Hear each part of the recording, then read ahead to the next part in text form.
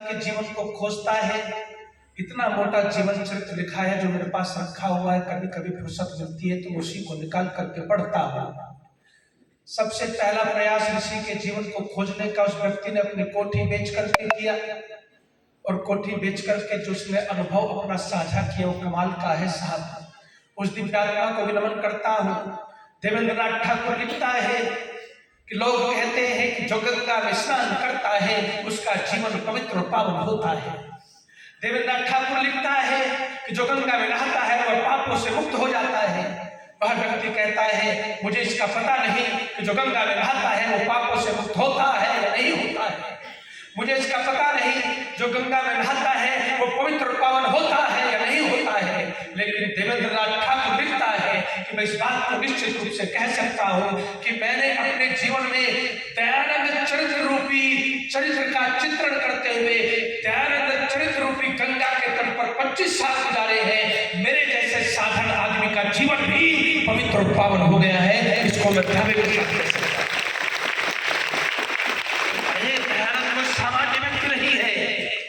सूर्यकांत त्रिपाठी निराला लिखता है, सब शब्दों को जरा अर्थ पर जाने देना।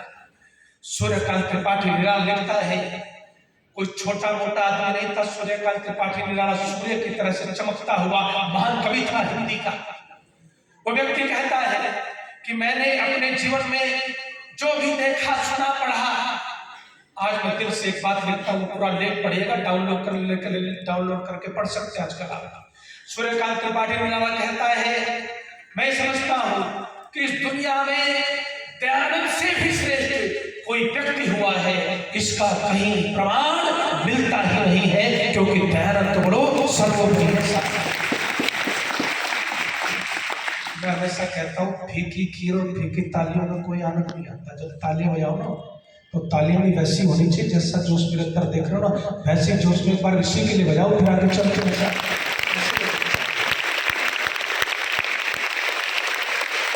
सूर्यकांत त्रिपाठी निराला कमाल की बात देखना जरा सा। अंग्रेज है वो कहते हैं हम तो भारतीयों को सभ्य बनाने आए थे। आज तक खुद नहीं पता कि सभ्यता कहते किसको। मुगल आए तो वो भी कहते थे कि भारतीयों को सभ्य बनाने आए थे। सूर्यकांत त्रिपाठी निराला लिखता है लोगों की गलत फहमी है। इसको मैं सिद्ध कर सकता हूँ, इसी एक वाक्य पर घंटा बोल सकता हूँ, लेकिन उतना समय नहीं है, बहुत सारी चर्चा मुझे गहरी आपके साथ करनी है। सूर्यकांत त्रिपाठी निराला लगता है कि लोगों को गलत फहमी है कि इस देश को आधुनिक बनाया है। अंग्रेजों ने जो कोट पैंट पहन करके आया है सभ्य बनाने का दावा करते हैं। सूर्यकांत त्रिपाठी निराला कहता है ईमानदारी की बात तो यह है कि प्राचीन काल को यदि छोड़ दे तो अर्वाचीन समय में इस देश को आधुनिकता के शिखर पर ले जाने वाले अंग्रेज नहीं बल्कि लंगोटी पहनने वाला दयानंद है, जिसने आधुनिकता में विचारों को बदला। सोच रहा था जन्मोत्सव बोधोत्सव तो सोच रहा था कि कौन सा महत्वपूर्ण है साहब, जन्म ज्यादा महत्वपूर्ण है या बोध ज्यादा महत्वपूर्ण है। तो समझ में आई बात आपके साथ भी शेयर करना चाहता हूँ। इस समय बस आपकी दृष्टि यहाँ पर, और जम चुके हैं तो आपको बहुत गहरे की तरफ लेके चलूंगा जहाँ मोती बिखरे पड़े हैं साहब। तो मैंने सोचा कि जन्म ना हो तो बोध कैसा होगा। जन्म तो महत्वपूर्ण बातों बोलो है ही कि नहीं है।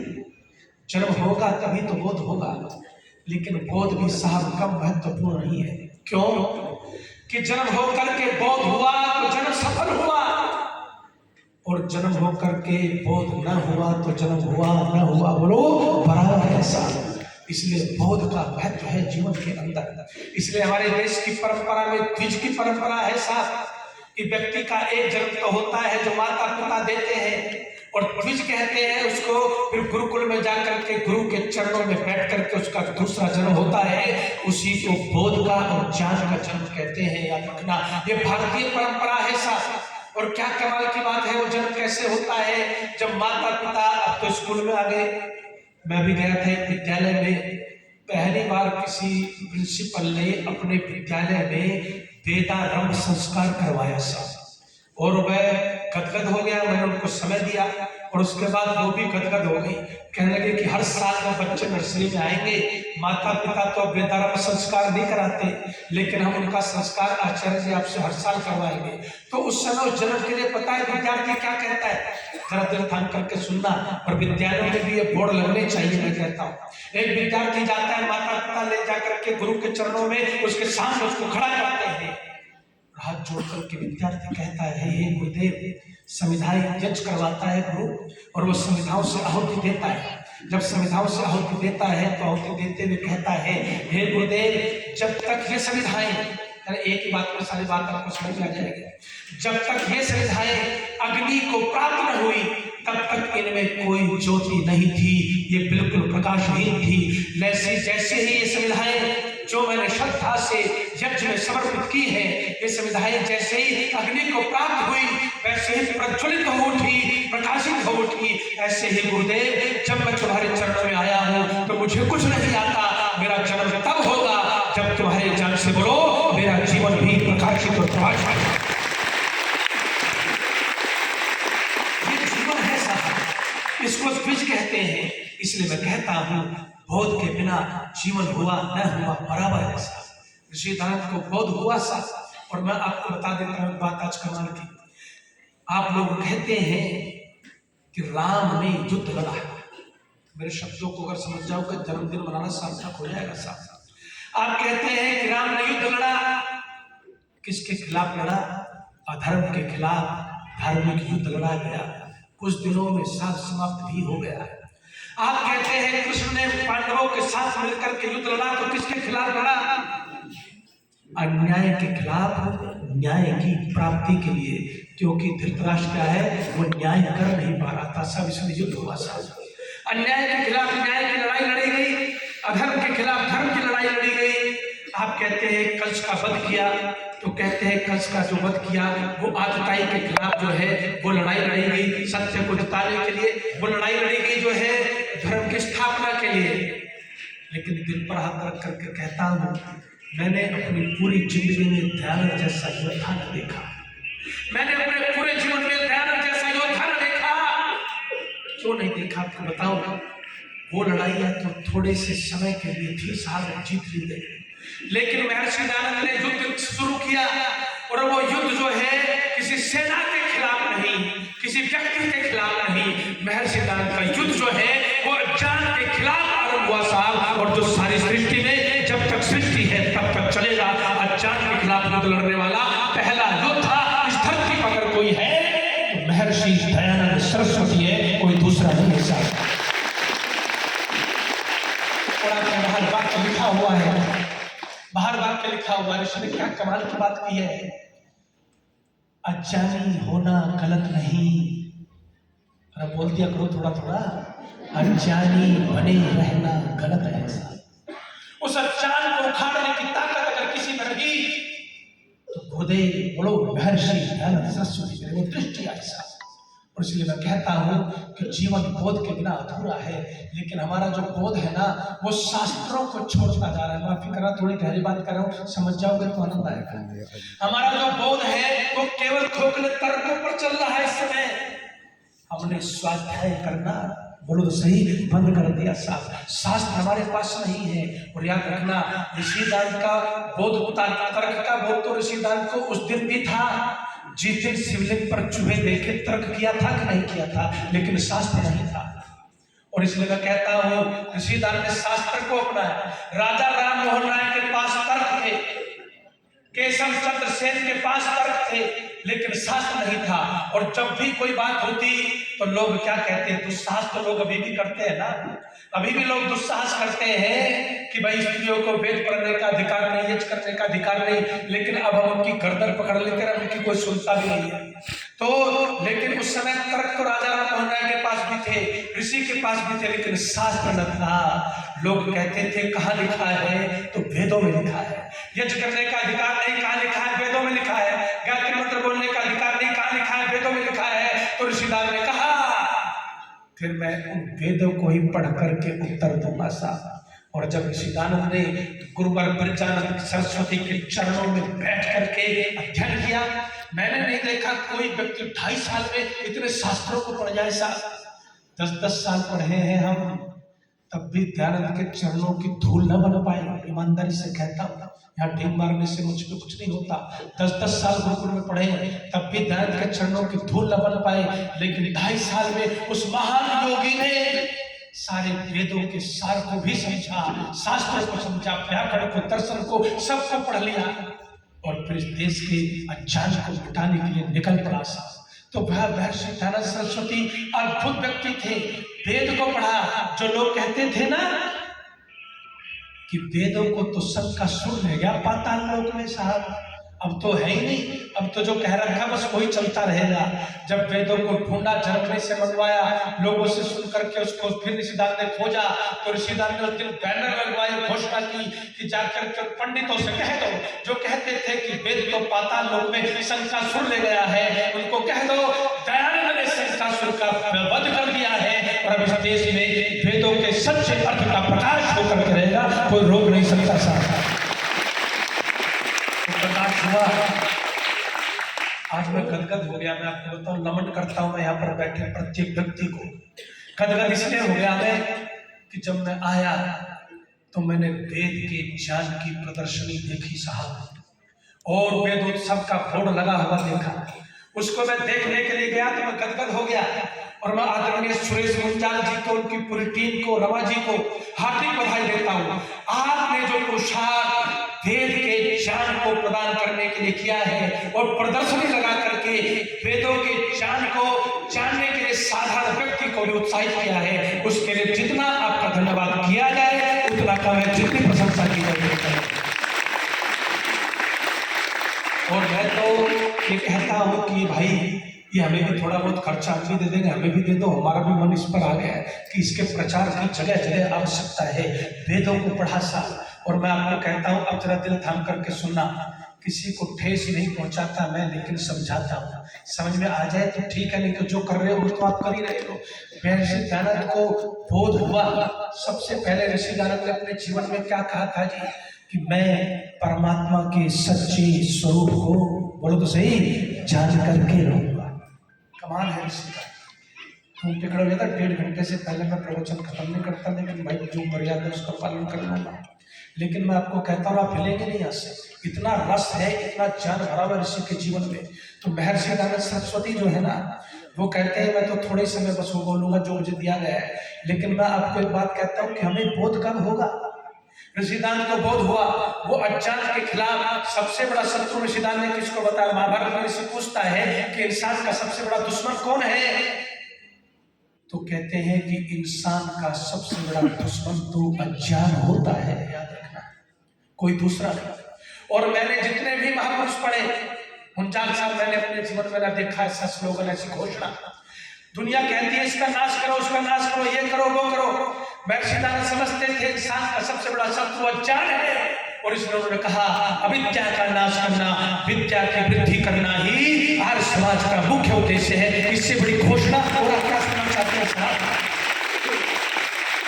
ऐसी घोषणा कोई न कर पाया। उस अज्ञान को क्यों होता है अज्ञान सबसे बड़ा शत्रु, पता है आपको? अज्ञानी व्यक्ति के पास बुद्धि होती है लेकिन सोचता नहीं। जैसे पाखंडी नचाता है वैसे नाचता है। अज्ञानी व्यक्ति के पास कान होते हैं लेकिन सुनता नहीं। अज्ञानी व्यक्ति के पास मन होता है लेकिन विचार नहीं करता। इसलिए अज्ञान जो है आपके व्यक्तित्व को समूल नष्ट करता है, अविद्या आपके जीवन को समाप्त करती है। और इसी ने कहा जो इंसान का सबसे बड़ा शत्रु है, अगर उसी को समाप्त करने की योजना बनेगी तो इंसानियत फिर से जिंदा होगी, मानव फिर से मानव बन पाएगा, नहीं तो बन न पाएगा साहब। इसलिए मैं कहता हूं अज्ञान को दूर करने का सिलसिला ऋषि दयानंद ने आरंभ किया। उस आरंभ को समझिए तो सही। ऋषि को तो बोध हुआ लेकिन हमें ना हुआ। दिल थाम करके सुन रहे हैं, मेरा ध्यान से अंदर जाने देगा। एक आदमी मेरे पास आ गया माता, और आकर के मेरे पास वो कहता है कि बड़ा परेशान, बड़ा उदास, बड़ा निराश, चेहरे पर मायूसी है साहब। मैंने कहा क्या हुआ? तो कहता है आचार्य जी आपको पता नहीं, चोरी हो गई मेरे घर में। मैंने कहा बड़ा गलत हुआ, चोरी हो गई। कहते हैं कि चोरी हो जाती धन की तो मुझे ज्यादा चिंता नहीं थी, चोरी हो जाती सामान की तो मुझे ज्यादा चिंता नहीं थी। फिर मैंने कहा किस बात की चोरी होगी, इतना परेशान क्यों है? धन की तुझे चिंता नहीं, वस्त्रों की तुझे चिंता नहीं, तू कहता है घर में ज्यादा माल नहीं था, फिर किस चीज की चोरी हो गई तो जो तू परेशान है? बात साफ बोध की है और बोध के ढंग से ही इसको समझना। अगर समझोगे तो फिर आज नया दृष्टि, नई सृष्टि जीवन में उतरेगी साहब। दयानंद का बोध, उसका उद्देश्य उतरेगा साहब।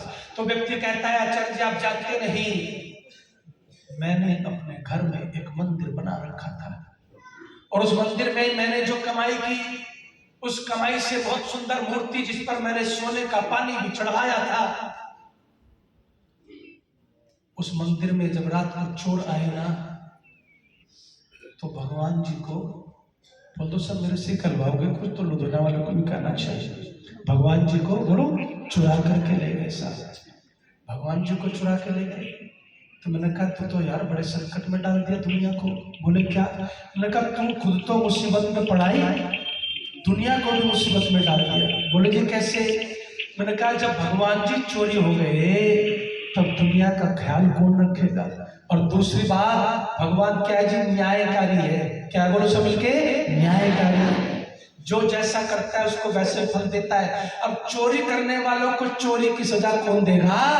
क्योंकि उन्होंने तो भगवान को चोरी करके अपने कब्जे में कर लिया। तो मैंने कहा फिर जो है भगवान जो है चोरी हो गया, भगवान की चोरी हो गई।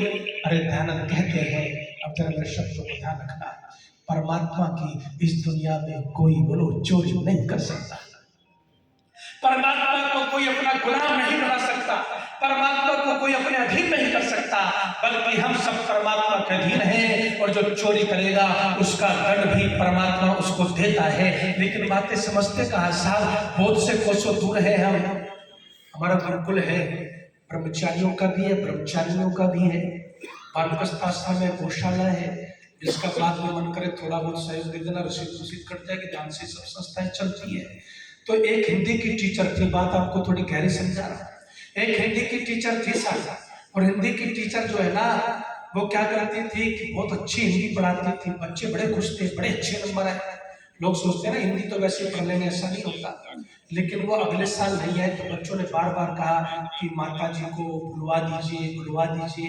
बहुत कोशिश करने के बाद एक दिन वो मुझसे मिलने आई, सच्ची घटना आपको बता रहा। एक दिन वो मुझसे मिलने आई और आकर के कहने लगी आचार्य जी मन तो मेरा बच्चों के साथ बड़ा लगता था, लेकिन अब मैं कोई काम नहीं करती। मैंने कहा क्या हो गया ऐसा? कहने लगी मैं तो भगवान को अर्पित हो गई। तो मैंने कहा ठीक है, आपसे तो मैं भी मिलना चाहता हूँ, इतने दिनों से कोशिश कर रहा हूँ, मैं अपने आप को भगवान को अर्पित नहीं कर पाया। आपके पास कौन सा फार्मूला है जो एक साल में सारा सीधा कनेक्शन बन गया?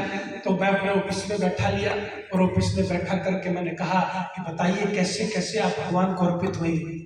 बुरा मत मानना, बात को समझना, समझ जाओगे तो फिर दृष्टि बदलती है। सब सच्चाई को स्वीकार करना जीवन में सबसे पहले होना चाहिए। अगर आपने उसको स्वीकार कर लिया फिर देखना।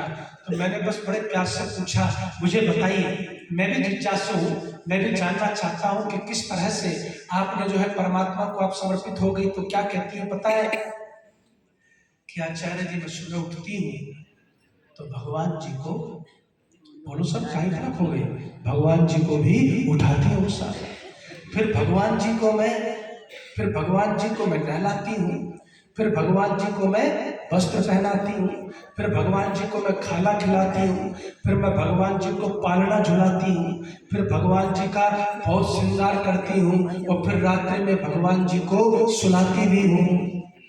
तो मैंने हाथ जोड़ के एक बात की, मैंने कहा बहन जी अगर किसी दिन आपकी आंख न खुली, अरे कह दो एक बात तो नहीं, और भगवान जी सोते रह गए तो फिर इस दुनिया का क्या हाल होगा तो बताओ।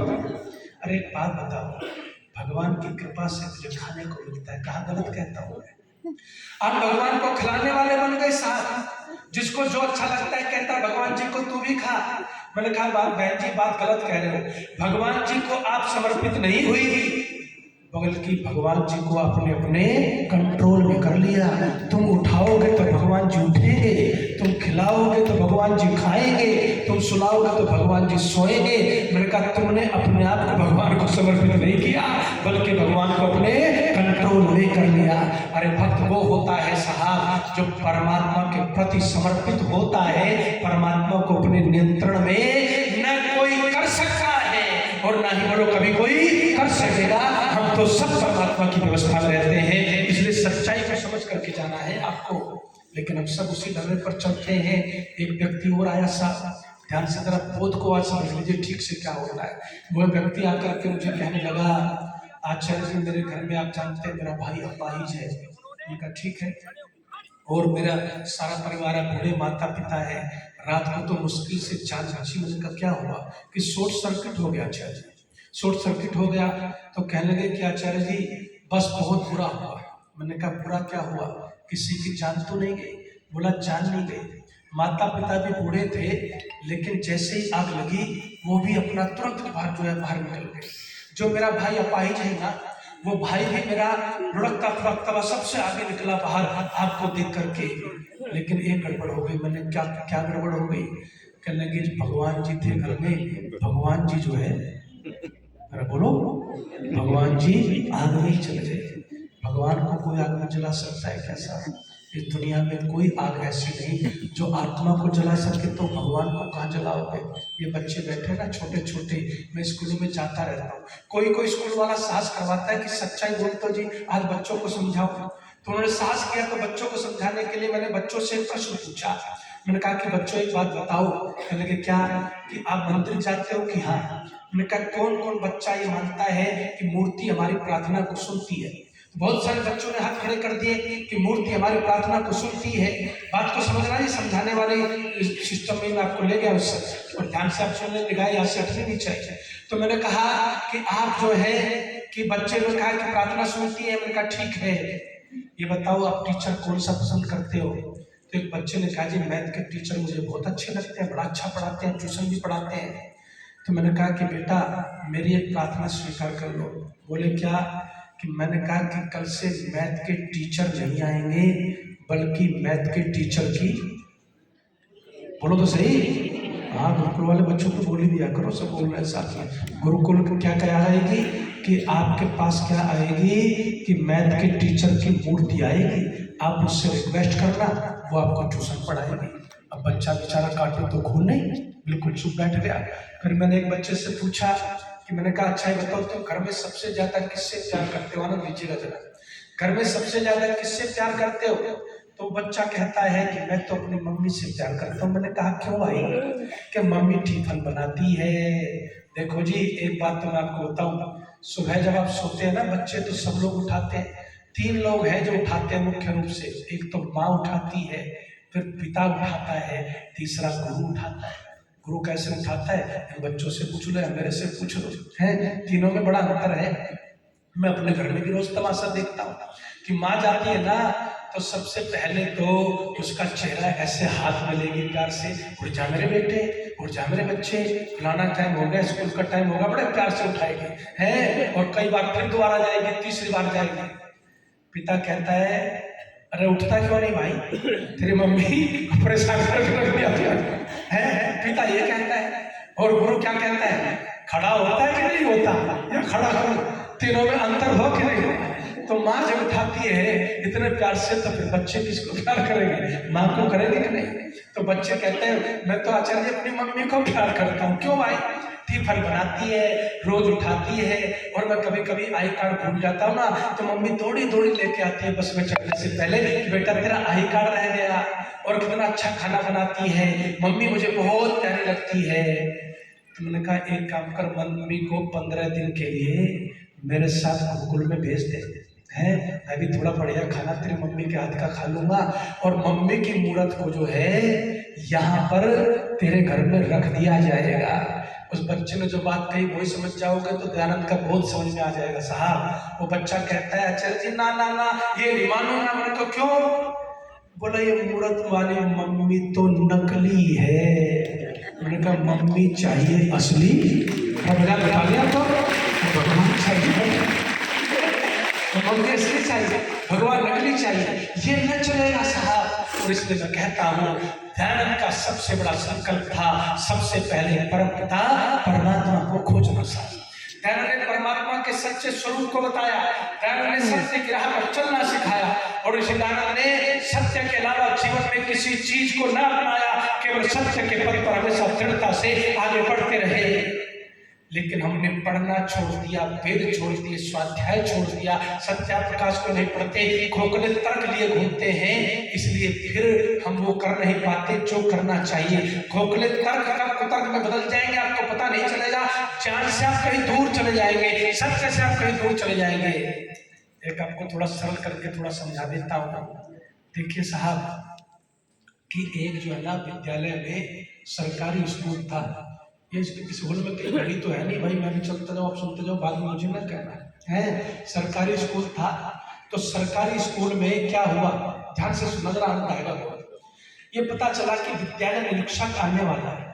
तो सरकारी स्कूल वाले तो तब जानते हैं कि पहले तो आप और हम सब सरकारी स्कूल में पढ़े हैं ना, तो क्या पढ़े नहीं, लेकिन पहले लोग खूब पढ़े, बड़े बड़े अधिकारी बने।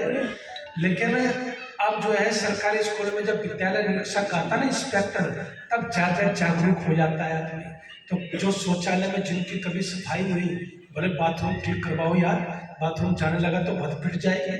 छत पे चढ़ गया प्रिंसिपल, बोले छत भी साफ करवाओ, पता नहीं उसकी बुद्धि किधर को घूम जाए, छत पे चढ़ जाए। अपना ऑफिस ठीक करवाया, सफेदी नहीं हो रही थी, आनंद फानन में सफेदी वाला बुलवाया, सफेदी करवाई, सब कुछ करवाया। आनंद फानन में धीरे धीरे जल्दी जल्दी फूल पत्तियां, बोले प्राइवेट विद्यालय वाले से कुछ गमले मांग लाओ यार, कुछ इज्जत।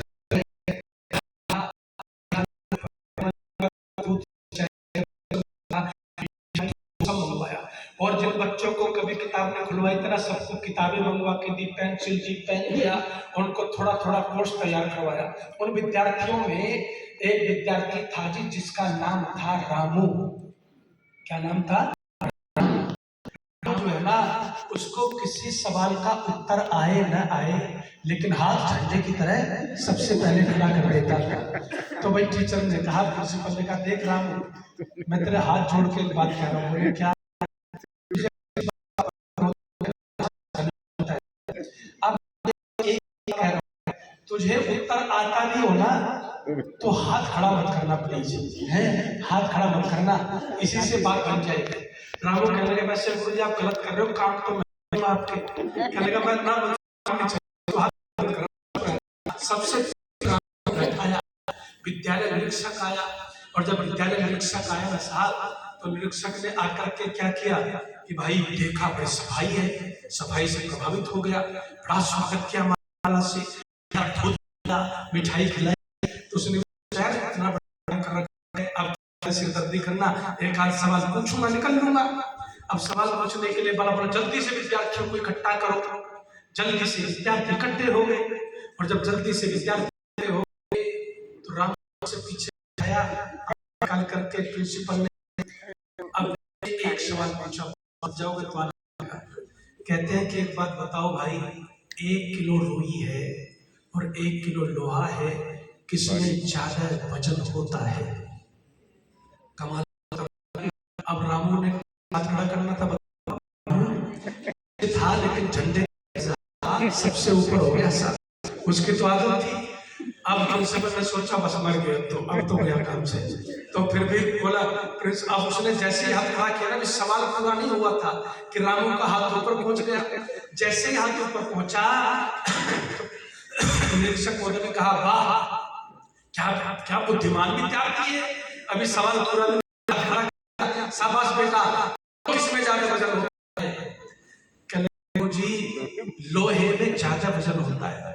तो इंस्पेक्टर ने कहा, पागल पागला है तो, जब रुई भी 1 किलो लोहा भी 1 किलो, तो फिर लोहे में ज्यादा वजन कैसे हुआ?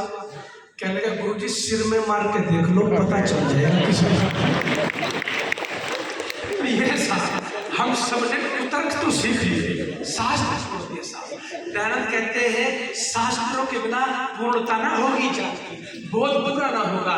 इसलिए मैं हाथ जोड़ करके कहना चाहता हूँ, ऋषि दयानंद को पढ़िए, सत्याप्रकाश को पढ़िए, वेदों का स्वाध्याय कीजिए, वेदों का यज्ञ अपने घर में करवाइए। अरे महर्षि दयानंद सरस्वती को रोंगटे खड़े होते हैं जब मैं पढ़ता हूँ, रोंगटे खड़े होते हैं कि किस तरह से उन्होंने कभी अज्ञान के खिलाफ समझौता नहीं किया।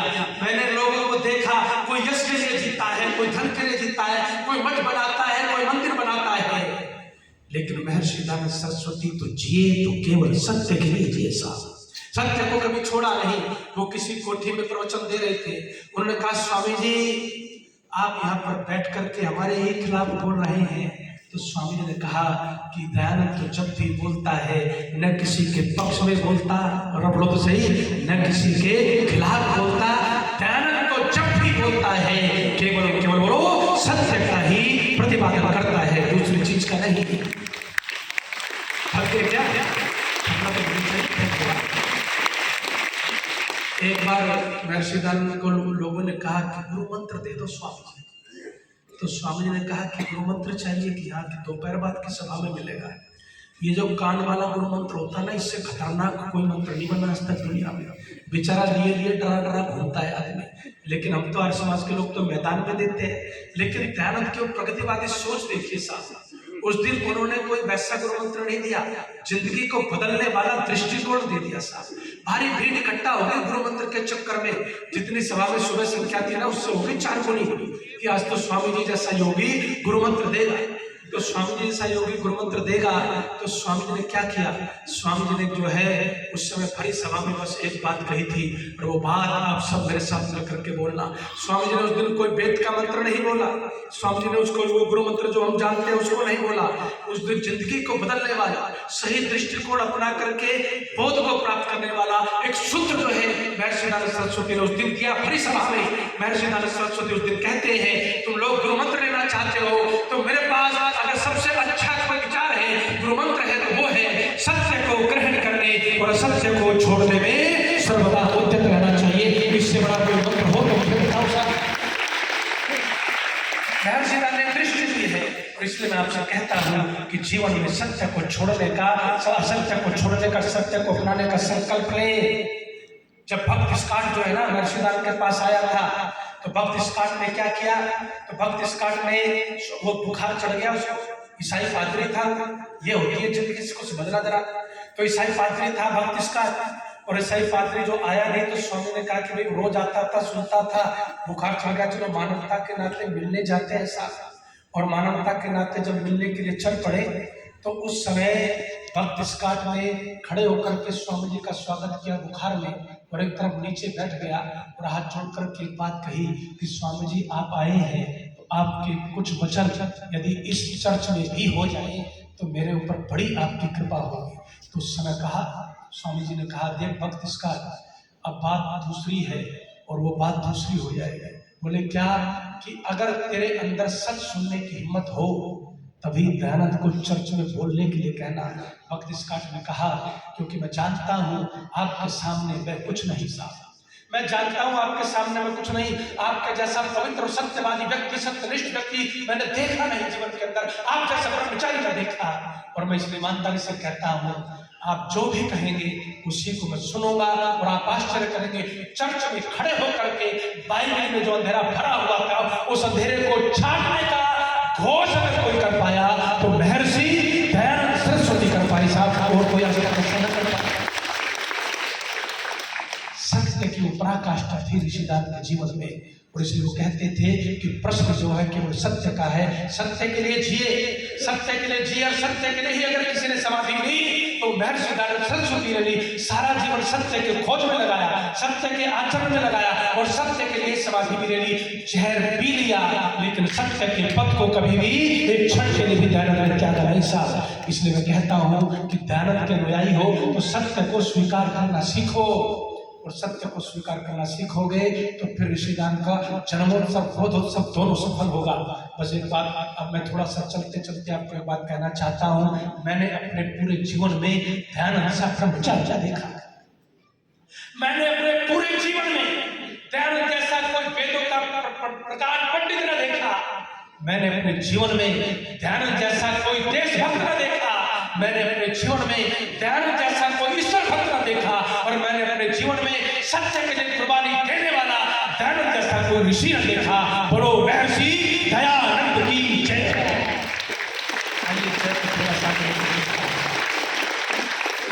एक कविता मैंने लिखी है, भजन बहुत आपने सुने, मेरी आवाज में अब आवाज मिलनी चाहिए, बस उसके साथ जवाब दूंगा। अपने भाव को थोड़ा सा नियंत्रित करता हुआ, समय की मर्यादा का ध्यान रखता हुआ, क्या लिखता हूं मैं, उसको मेरे साथ बोलना चाहिए आपको। मेरे आवाज में आवाज मिलेगी, नहीं तो पीछा नहीं छोड़ूंगा आपका, जब तक आवाज में आवाज नहीं मिला होगा। सबकी आवाज आनी चाहिए। भारत के गगन में जो भी बादल थे अविद्या के, बोलो, भारत के गगन में जो भी बादल थे अविद्या के, उन्हीं को वेद भानु से दयानंद ने उड़ाया था।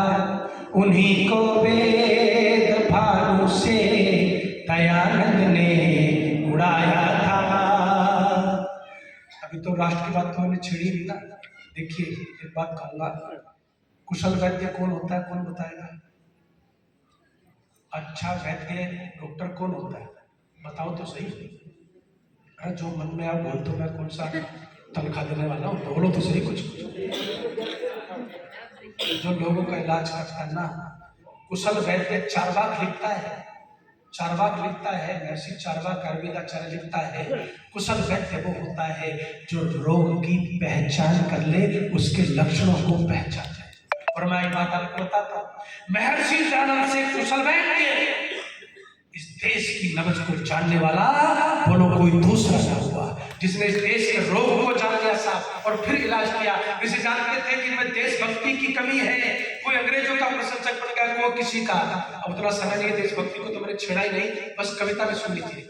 तड़पती थी गुलामी की जो जंजीरों में भारत माँ, तड़पती थी गुलामी की जो जंजीरों में भारत माँ, तुम्ही ने आके आजादी का सूरज फिर उगाया था।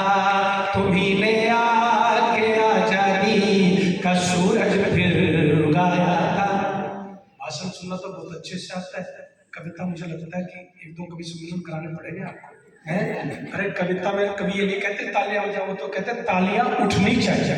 जहां मौके की बात आए तो ध्यान के लिए तालियां बज रही, मेरे लिए उठनी चाहिए।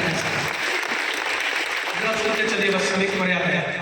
पुराणों के कपोड़ों की जो खिल्ली उड़ाते थे, पुराणों के, हाँ आवाज आई है, पुराणों के कपोड़ों की जो खिल्ली उड़ाते थे, उन्हीं को वेद के आगे सुतर्कों से झुकाया था।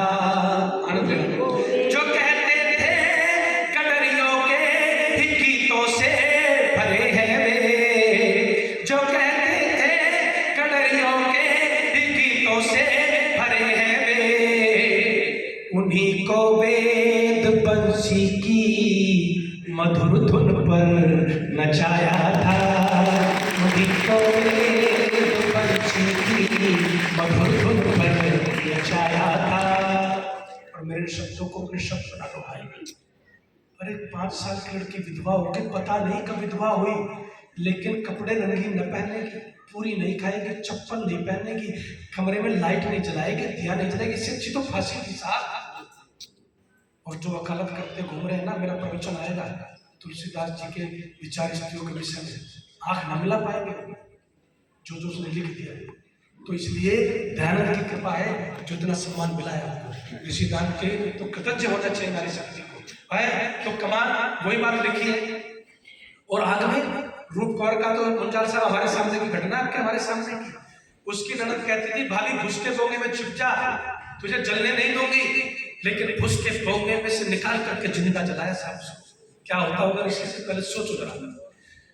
जो विधवाएं दुखी होती थी रोती खून के आंसू, जो विधवाएं दुखी होती थी रोती खून के आंसू, उन्हीं की मांग को तुमने सितारों से सजाया था। उन्हीं की मांग को तुमने सितारों से सजाया था। जो अग्नि में चलाई जाती थी बेमौत मरती थी, जो अग्नि में चलाई जाती थी बेमौत मरती थी, उन्हें भी जिंदा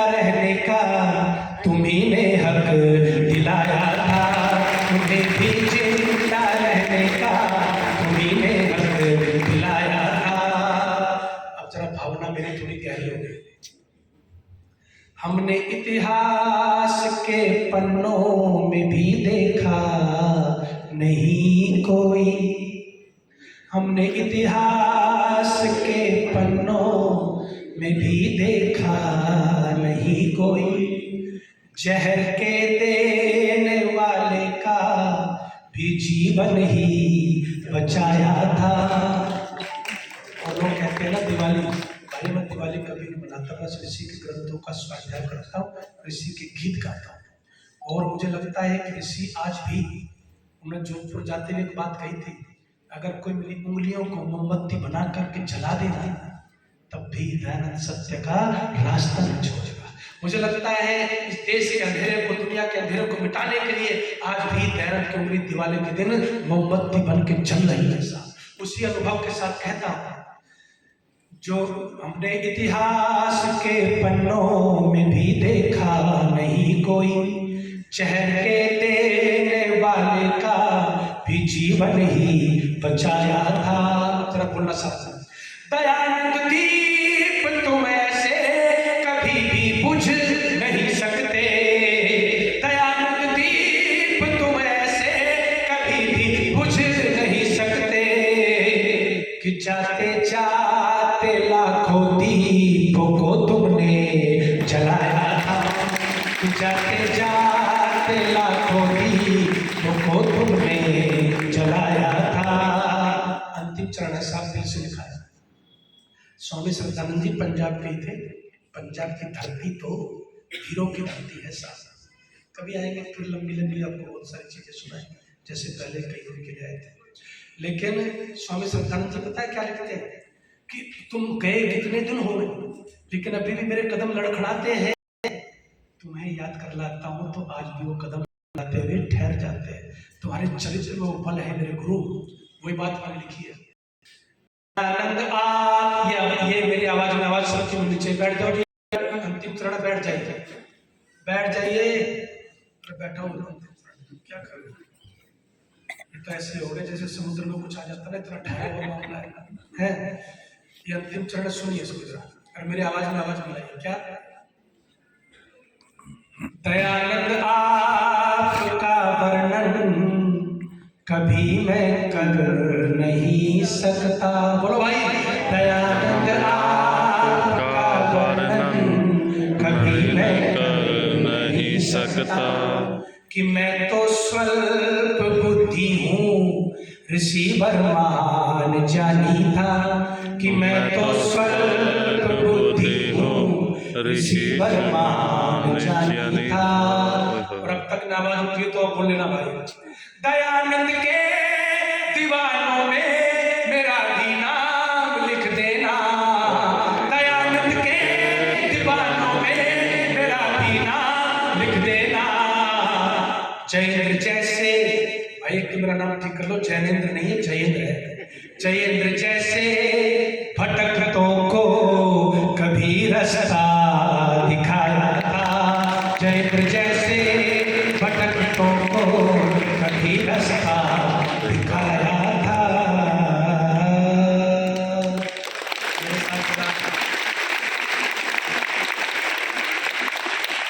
लगता है कि तालियां आप दिल से बजिए, और आपका मैं सबका अभिनंदन करता हूँ। मुझे ध्यान से आपने सुना, समय दिया, और मुझे लगता है कि मेरा जो प्रयास है ऋषि का संदेश मैं आपको कुछ दे पाया। समय की मर्यादा, कार्यकारिणी का सबका धन्यवाद करता हूँ। श्रोताओं